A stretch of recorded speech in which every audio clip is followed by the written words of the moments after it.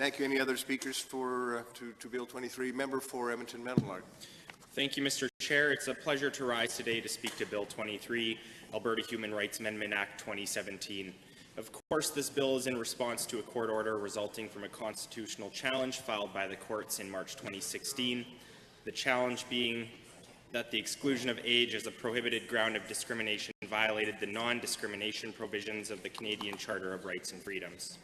As a result, Bill 23 will add age as a prohibited grounds of discrimination in Section 4 regarding goods and services and Section 5 regarding tenancy in the Alberta Human Rights Act, while addressing the complex issue of balancing the interest of all Albertans that put their opinion forward through the large consultation process that was undertaken by our government. Mr. Chair, over the last several months, I've had the opportunity to consult on this issue with the Meadowlark community, as there are many people living in the community that are staying in seniors-only housing restricted to those who are 55 years of age or older. And I do want to take a moment to thank all of them for taking the time to share their thoughts and concerns, and I do believe that Bill 23 put forward by the Minister of Justice strikes the right balance between keeping our communities family-friendly while addressing the concerns of those who wish to age in place in a home which is adaptable to their needs. As we age, we may choose to live together in communities of people at a similar stage in life. Bill 23 will protect the rights of seniors to live in seniors-only housing restricted to those 55 years of age or older. Through our consultation, we heard that many Albertans are in favor of allowing the seniors-only housing to continue. There will also be opportunities within the regulations to allow special circumstances that will address complexities like live-in caregivers. From the conversations that I've had, the main concern for those who are advocating for family-friendly communities are the properties that currently exist that restrict rental or ownership to those who are 18 years of age or older, and not necessarily our older population, which we especially see within our downtown community. These existing age restrictions will be grandfathered over a 15-year transition period for those condominiums who wish to become seniors only.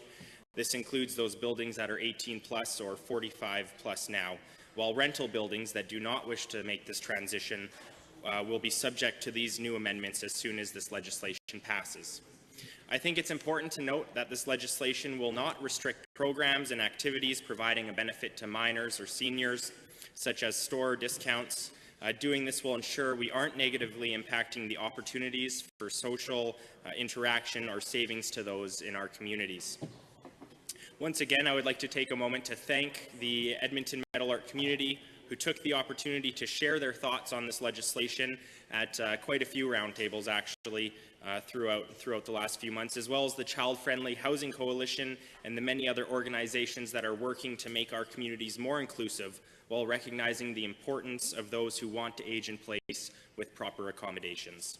I believe what has been brought forward strikes the right balance and ensures a more vibrant, inclusive community that will offer young families more opportunities in the housing market while ensuring our seniors have the opportunity to adapt their home to their needs as they age in place.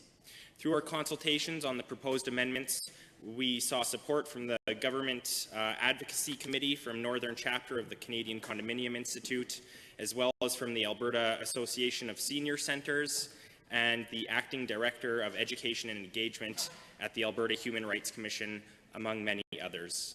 And with that, I would just once again like to thank the Minister of Justice for her thorough consultation process. I do believe that Bill 23 strikes the right and a fair balance for all Albertans, and I'm happy to stand in support of it, and I hope that all of my colleagues will do the same. Thank you, Mr. Chair.